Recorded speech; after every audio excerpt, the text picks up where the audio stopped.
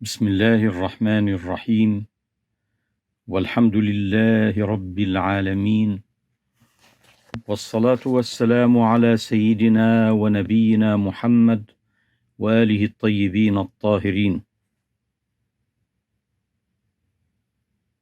Paix soit sur le dernier des messagers.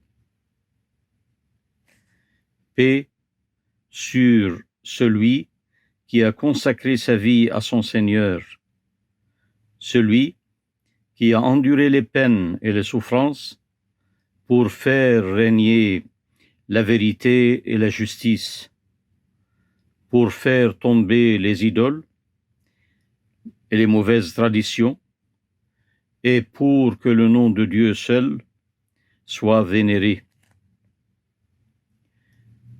Paix sur lui et sur sa famille, et ce, dans l'anniversaire de sa naissance, et paix sur lui à chaque moment où un musulman dans ce monde suit ses pas, profite de son enseignement et applique ses règles et ses lois, les lois de Dieu.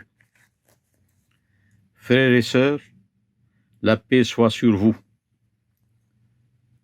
Et je vous félicite et je me félicite pour cette occasion bénie.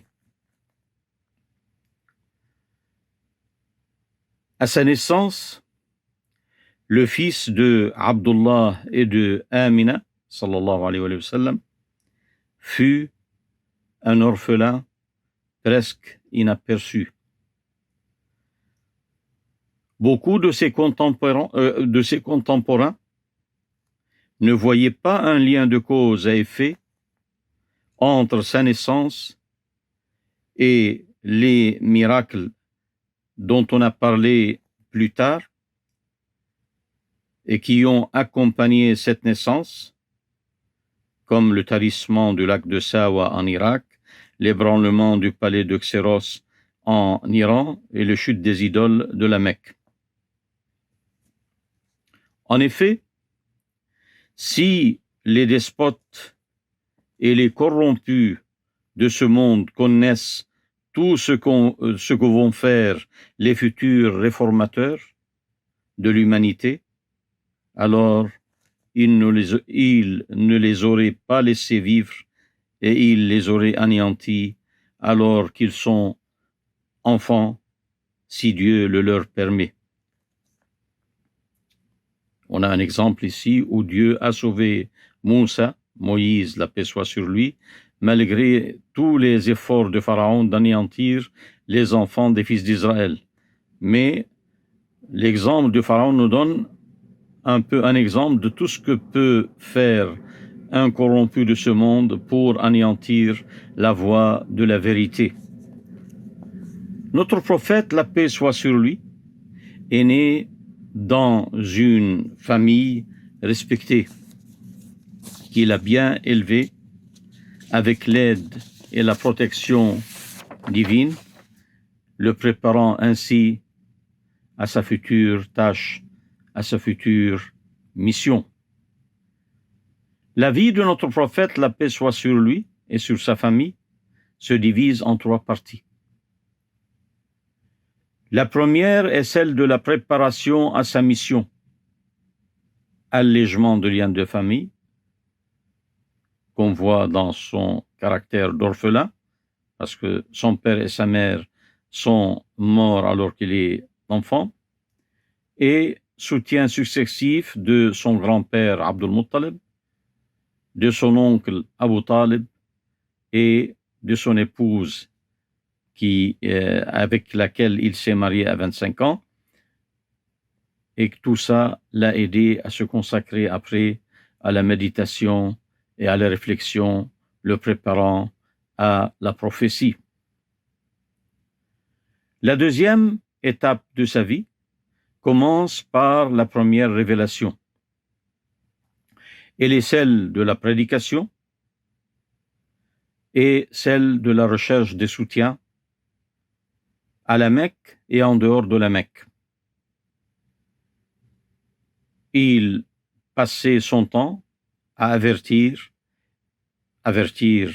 en mettant en garde contre l'enfer et qui résulte de la désobéissance à Dieu, et l'annonce de la bonne nouvelle qui résulte de l'obéissance et de la piété, et dont le résultat est le cœur intact au niveau intérieur et le paradis dans la vie dernière.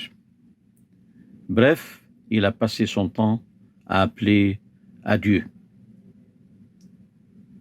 La troisième étape de la vie de notre prophète sallallahu alayhi wa sallam commence par l'hégire, al-hijra. Elle est celle de la fondation d'une société et d'un État. Un État et une société qui portent, théoriquement au moins, pour la plupart d'entre eux, une mission pour l'humanité et instaurant ainsi une civilisation universelle. L'effet de notre prophète fut multiple. C'était à la fois, comme prophète, un intermédiaire entre l'homme et son créateur, un maître spirituel qui enseigne la vérité et les règles de la vie, un père donc spirituel pour cette communauté qui tient compte d'elle et qui cherche à la sauver d'une mauvaise vie future. Et c'était un modèle, un chef, un fondateur de religion, un fondateur d'État et un fondateur de civilisation. La fin de la vie de notre prophète, malgré sa réussite à fonder cet État, fut un peu tragique. Désobéi dans sa volonté d'envoyer une armée en Syrie, dans sa volonté d'écrire un testament, accusé de délire, et ça a duré, cette désobéissance, presque un mois.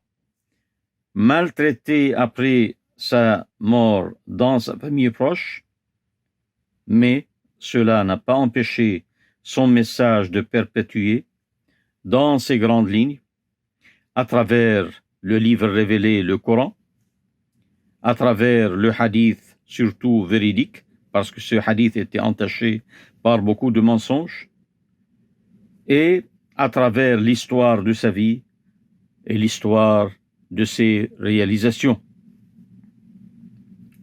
Fêter son anniversaire est un acte de reconnaissance et une quête de ressourcement en nous rappelant son exemple et en cherchant les leçons dans son expérience, parce que chaque anniversaire est une occasion pour nous rappeler les grands détails de sa vie, sa sagesse, etc., etc. Donc, en nous rappelant son exemple et en cherchant les leçons dans son expérience, ce que nous devons le faire toute l'année normalement, parce que c'est pas un jour où on peut se rappeler le prophète, on appartient à Dieu toute l'année. Dieu nous demande d'appartenir au message qu'il a envoyé et dont il a chargé notre prophète, Muhammad sallallahu alayhi wa sallam. Donc du coup, cette appartenance ne peut pas se réaliser en un seul jour, vu notre appartenance à Dieu pendant toute l'année, à tout instant. Il n'y a dedans aucune innovation dans cette célébration de l'anniversaire du prophète. Tant qu'on ne prétend pas appliquer un verset du Coran, personne de ceux qui fêtent l'anniversaire du prophète ne prétend ou ne dit qu'il applique là un verset coranique ou un hadith du prophète. C'est un geste volontaire de la part de chacun de nous pour reconnaître la dette qu'on a envers ce grand homme de Dieu, ce grand homme de l'histoire humaine. Mais fêter son anniversaire est un acte intentionnel qui dépend de l'intention de chacun de nous. Le niveau de conscience qu'il a, la nature du lien quotidien avec le messager de Dieu et l'insincérité qu'il a dans cette relation quotidienne. Des États islamiques se réclamant du prophète fêtaient son anniversaire, mais ce fut qu'une leurre et une récupération qui dure jusqu'aujourd'hui chez beaucoup de chefs d'État, car ces États ne réalisaient pas l'essentiel dans le message prophétique qui est d'appliquer la justice qui est le but de l'envoi des prophètes. لِيَقُومَ النَّاسُ بِالْقِسْطِ. Donc c'est le but de l'envoi des prophètes, la justice, donc, et c'est le but de l'envoi des prophètes par Dieu selon le Coran même.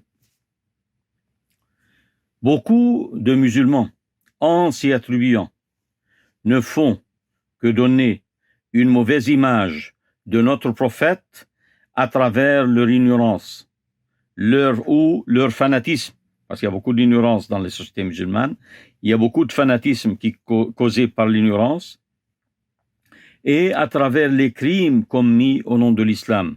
Dernièrement, on a vu que d'innocents ont été tués au nom de l'islam, au nom du prophète, alors que le prophète en est innocent.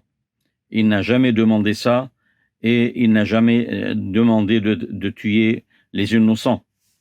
Cette autorité prophétique,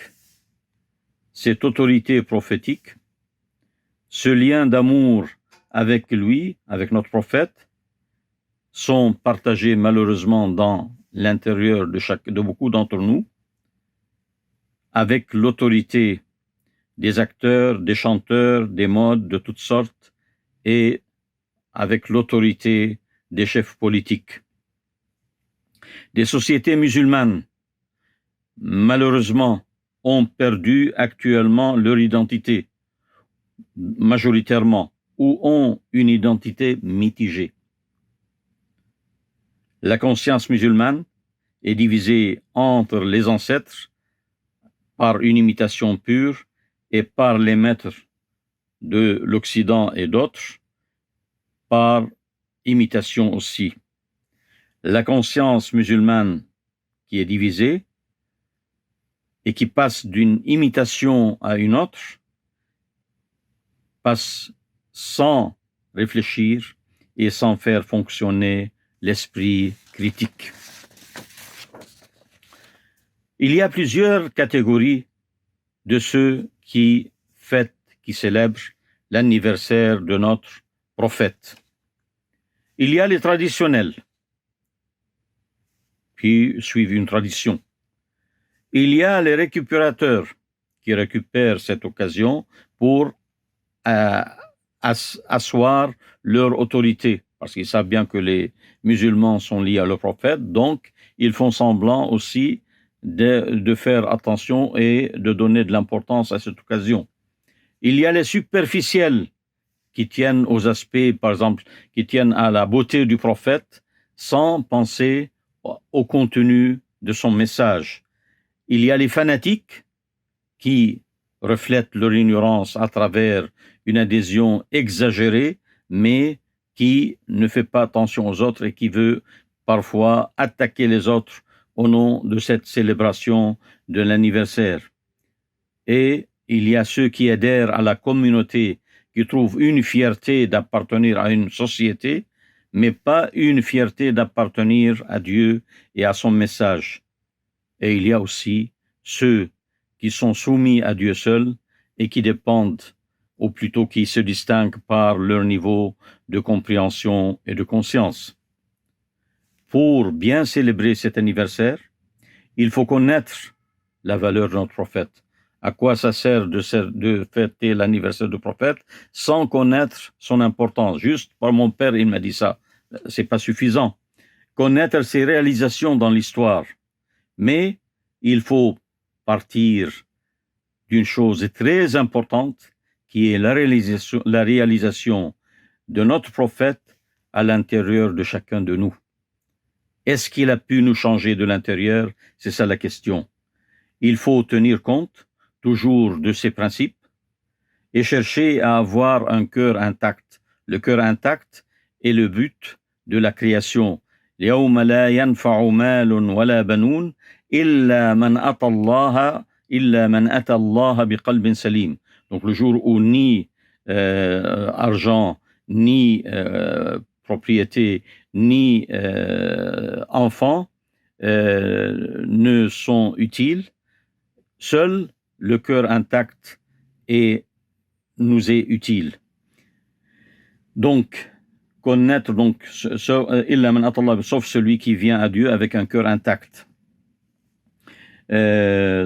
Donc il faut chercher à avoir un cœur intact, et ce, en nous conformant avec la clairvoyance que Dieu nous a donnée en nous, au-dessus de nous, la conscience morale qui est en nous et au-dessus de nous, c'est la même chose que la clairvoyance, et il faut se nettoyer régulièrement par l'auto-jugement, حاسبوا أنفسكم قبل أن تحاسبوا, et par le repentir qui est le savon de l'âme humaine. Le cœur intact, but ultime de notre existence, comme je viens de le dire, se montre dans l'amour de Dieu et dans l'amour de son prophète et de la famille de son prophète. Parce que le Coran le dit, قُلْ لَا أَسْأَلُكُمْ عَلَيْهِ أَجْرًا إِلَّا الْمَوَدَّةَ فِي الْقُرْبَى. Donc aimer les proches du prophète, surtout les imams de sa descendance, est un gage et plutôt une démonstration de l'attachement à Dieu. C'est lorsqu'on arrive par la connaissance et la pratique, par la sincérité, à faire naître un petit prophète, une petite copie de Muhammad sallallahu alayhi wa sallam à l'intérieur de chacun de nous, c'est à ce moment-là qu'on peut prétendre à une célébration élevée de haut niveau de la naissance de notre prophète. Dieu nous aide dans cette tâche. Dieu nous donne la sincérité et l'intensité dans notre amour et notre fidélité à notre prophète Muhammad sallallahu alayhi wa sallam et à sa famille, car ce n'est là qu'un amour et une fidélité à Dieu qui nous a demandé de tenir à eux. Merci de votre écoute et la paix soit sur vous et bonne fête d'anniversaire de la naissance du prophète.